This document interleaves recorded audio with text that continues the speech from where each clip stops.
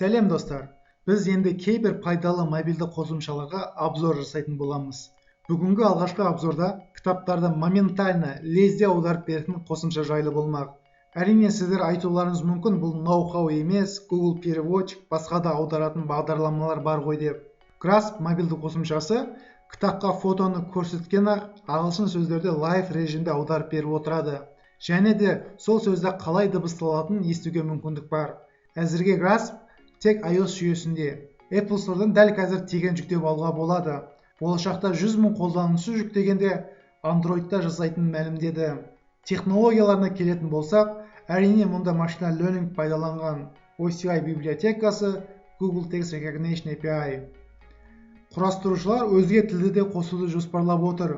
Егер дәл осындай функция қазақ тілінде болғанын қаласаңыз, төмендегі поштаға хат жазсаңыз болады. Grasp құрастырушылары қазір сауалнамада ең көп жиналған тілді қосуға уәде беріп отыр. Болашақта дәл осы технологияны пайдалана отырып, AR очкилер арқылы көшеде, магазинде жүріп, өзге тілдерді аудара бересіздер.